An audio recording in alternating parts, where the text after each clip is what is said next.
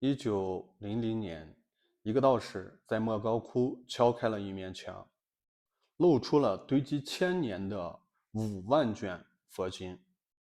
可仅仅7年后，这些举世无双的国宝却被一个英国人用4块马蹄就装走了整整29箱，用走了。这不是一个普通的盗窃故事，它是一场持续数十年、波及全球8个国家的文化浩劫。它关乎一个贫穷的道士，关乎一个腐朽的王朝，更关乎我们民族最深沉的文化之痛。它就是敦煌藏经洞被发现与劫掠的悲剧。今天呢，我们要揭开这段历史的冰山一角，深入探讨那个令人心碎的终极争议：一个看守道士为什么能把举世无双的宝藏低价卖给外国人？清政府到底知不知道？他们为什么坐视不理？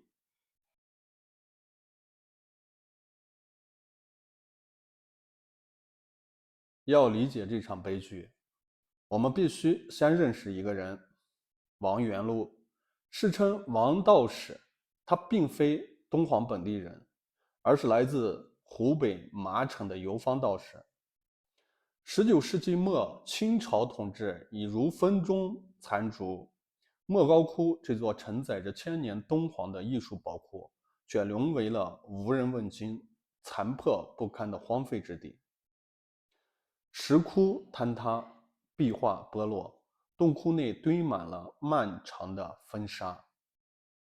1892年，王元禄游历至此，他被莫高窟的残破景象震撼，心中生出了一种近乎宗教式的护法冲动。他决定留下来，自称护窟人。他省吃俭用的四处奔波化缘，用微薄的善款修缮佛像，清理积沙。根据历史记载呢，他为修缮莫高窟的奉献是真实的。他在一个积重难返的年代，用近乎荒谬的个人力量去对抗自然的侵蚀和历史的遗忘。他想的是，也许是为了神佛尽一份心力，也为了自己挣一个功德。他绝不会想到，他将是开启地狱之门的钥匙。时间来到1900年6月25日，这一天呢，中国历史上最伟大的文化奇迹之一，以一种最偶然、最戏剧性的方式重现人间。根据敦煌研究院的考证和后人的描述，王道士当时正在清理莫高窟第16窟的积沙。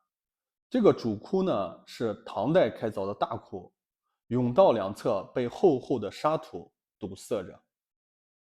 就在清理甬道北侧壁画时，他发现墙壁出现了一道极不自然的裂缝，墙体明显与周围的结构不同，而且内部传出了空洞的回响。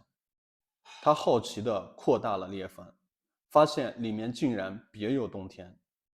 那是一个被泥砖和沙土严密堵死的密室，后世称之为第17窟，即藏经洞。这间密室原本是唐代高僧弘遍的隐窟，它是在公元11世纪初，因西夏占领敦煌，当地僧人为保护重要的佛经、文书和法器，仓促秘密地封存着。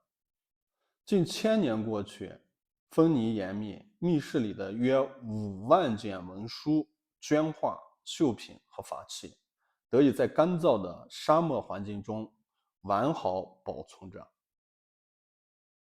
当烛光照亮了密室，眼前的景象足以让任何人为之窒息。一叠叠、一孔孔堆积如山的经卷，从地面直抵洞顶，几乎要将整个密室填满。这是超越所有人想象的宝藏，它涵盖了宗教、历史、文学、天文、地理、医药、艺术等多个领域，是中古时期人类文明的百科全书，是对失落已久的中西交通史的一次彻底的唤醒。王道士是第一个看到他的人，那一刻，他手握着的是整个大唐帝国乃至更久远的丝绸之路的灵魂。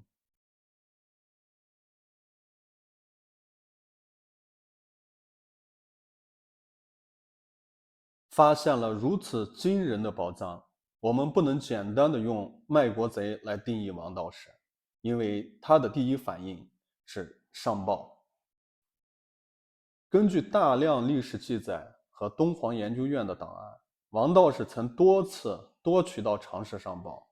他先是报告了敦煌县令，县令是个典型的腐朽官僚，他仅是粗略地看了一眼他呈上的几卷经书，认为不过是些无用的前代废纸，命令他原地分从，不许声张。县令最担心的是，这堆废纸给自己带来额外的麻烦和支出。王道士不甘心，他托人携带少量经卷样本前往省城兰州，上报给甘肃学政。当时学政大人同样是旧体制下培养出来的官员，他更关心的科举和自己的仕途。当时的清政府正忙于应对八国联军的赔款和内部的动荡，庚子赔款的阴影笼罩着整个中国，哪里有心思去管遥远大漠深处的几箱废纸呢？学政大人同样不感兴趣，只给了他一句冰冷的批示：速交当地官员保存，费用自理。来回的奔波，向地方官员的贿赂，以及被要求保管所需的费用，彻底耗尽了王道士所有的积蓄。他所化缘而来的钱根本无法支撑将这5万卷经书从敦煌用到兰州，再次用到北京的巨额费用。在当时的交通条件下，将如此庞大且脆弱的卷宗群安全地运送出沙漠，需要专业的团队、大量的资金和清政府的全力支持。而清政府的回答是：你们自己解决。他绝望了，他将经卷重新的用泥土封存，但是这个秘密像隔壁摊上的风一样，已经开始向外传播。这为后来的外国探险家提供了一个绝佳的知识真空和权力真空。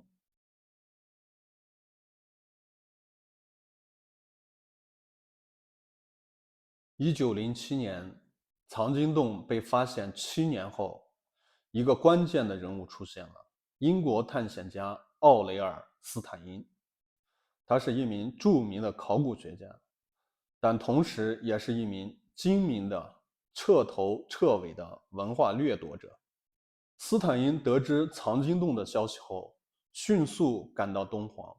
他深知王道士的贫困、对神佛的执念，以及他对清政府的彻底失望。他知道金钱不是唯一的武器。斯坦因首先从心理上击溃了王道士。他用流利的中文向王道士描绘了唐代高僧玄奘西天取经的伟大故事。他声称自己就是循着玄奘的足迹而来，是玄奘转世，这些经卷是玄奘特意留给他的。斯坦因甚至穿上了僧袍，对佛像顶礼膜拜，取得了王道士的彻底信任。这句话彻底击中了王道士心中那份对功德和神迹的迷信。在王道士看来，他是在将经书交给一个更有能力、更虔诚的护法者，而不是卖给一个洋鬼子。随后，斯坦因开始了交易。根据他自己的《西域考古记》记载，他拿出了一笔令王道士无法拒绝的巨款200两银子。200两银子在当时折合成硬通货，不过是4块马蹄形的银元。根据当时学者的换算，200两白银可能只够王道士雇当地人用走其中一小部分文书的费用。就凭着区200两银子，斯坦因换走了整整29箱经卷和5箱精美的绢画刺绣，总计超过9000多件，其中包含了大量的稀世孤品，如大臣、道诵经等。在斯坦因的描述中，他甚至雇佣了当地的人，用简陋的独轮车将这些29箱宝藏偷偷地在夜色中运走了。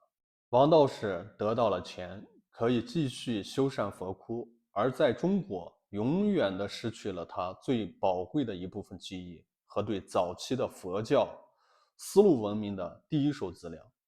这是对中国文化的巨大羞辱，也是对一个贫弱王朝的无声嘲弄。斯坦因的成功呢，让西方世界意识到了藏经洞的价值，引来了第二波更具针对性的掠夺者。1908年，法国著名的汉学家伯希和抵达敦煌。与斯坦因不同的，伯希和是一个真正的学者型强盗，他精通中文，可以直接阅读卷轴内容，甚至能辨别不同朝代的书法和版本价值。伯希和的掠夺是精选式的，是带着目录和学术眼光进行的点杀，其掠夺的质量和精准度比斯坦因更加致命。伯希和在藏经洞内待了3个星期，他仔细地阅读了上万卷宗，挑出了其中价值最高、学术意义最重大的部分。他不是随意拿取，而是如同一个鉴宝大师一样，将顶尖的文物从中剥离出来。伯希和的精选成果令人心惊，他挑走了大约1万多件精品，其中最著名的是世界上现存最早的、标有确切日期的印刷品——唐玄宗9年的《金刚经》卷子原件。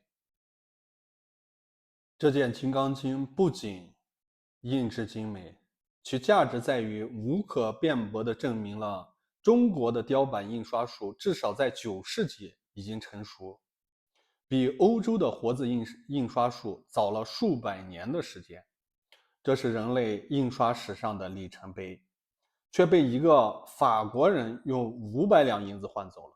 此外，伯希和还拿走了大量唐代吐蕃文、回鹘文、于阗文等稀有少数民族文字的文书，以及大量的绘画珍品，极大地丰富了法国在东方研究中的地位，奠定了敦煌在法国的学术地位。更讽刺的是，伯希和离开敦煌后，途经北京，他曾在清朝的学部的官员面前展示了部分他从敦煌带来的废纸。当时的学部大臣和文人雅士看到这些精美的卷子，才如梦初醒，但为时已晚。他们不知道的是，伯希和展示的是他带走的一小部分，甚至他认为价值较低的部分，最珍贵的早已被他偷偷藏好了。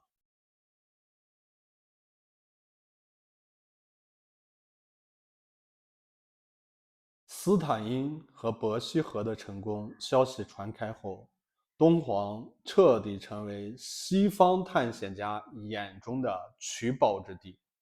1911年，日本的大谷探险队跟进，他们以低廉的价格从王道士手中拿走了数千件文书，包括许多精美的艺术品。随后是俄国的鄂登堡探险队，他们拿走了大量的吐蕃文卷子和壁画摹本，甚至直接剥离了部分壁画。在随后的几年里，德国人、美国人也接踵而至。王道士一次又一次打开了藏经洞的大门。王道士为何反复出手？一方面源于探险家出的钱能帮助他继续修缮佛窟，另一方面是他对清政府的彻底绝望。他曾说过，官吏们对这些宝藏毫无兴趣，还不如交给能珍惜他们的人。这句话道尽了那个时代的悲哀。他不是卖国，他是对国家的彻底失望。直到1910年，也就是藏经洞被发现10年后，清朝的京师学部才终于被国际汉学界轰动所惊醒。这10年的时间，足够一个国家制定完整的保护计划，甚至足以在东皇建立一个博物馆。但是，他们什么都没做。学部火速下令，要求将藏经洞剩余的卷宗全部运往北京的京师图书馆保管。然而，这场迟来的挽救却遭遇了第二次的劫难。运送卷宗的押运队一路从东皇向东跋涉，这批文物在官员手中变成了敛财的工具。由于地方官员和押运人员的贪婪和坚守自盗，这些珍贵的遗书又被私扣近万卷。这些被私扣的经卷，大部分后来流入了私人收藏家的手中，少部分辗转流落到日本等国，彻底打散了原本完整的体系。等到剩余的卷宗到达北京时，数量已经锐减，且多为残卷和不重要的抄本，5万多卷文本，最终只剩下不到2万件留在中国，其中大部分精品已流失海外。今天的东皇遗书主要收藏于英国大英图书馆、法国国家图书馆、俄罗斯科学院东方研究所、德国柏林博物馆以及日本、美国等地，加上国内的收藏，东皇遗书散落于全球8个以上的国家。这些流失的国宝至今只回流了不到1%。在海外，这些文书是当地博物馆的镇馆之宝，是西方汉学研究的基石。它们被精心的研究，被数字化，被无数次出版。很多重要的中国历史文化必须依赖于海外图书馆的资料。每次看到斯坦因回忆录中，他写道用4块马蹄银换走了整整29箱文书时，那份无力和心痛便会涌上心头。这绝对不是一个道士的罪过，这是整个时代、整个民族在面对西方工业文明和学术殖民时，因落后而付出的惨痛代价。千年宝藏一朝散尽，今天我们还能在伦敦、巴黎、圣彼得堡看到那些本该属于我们的经卷。希望不久的将来，这些东西慢慢的回流到我们的国家。谢谢大家观看，再见。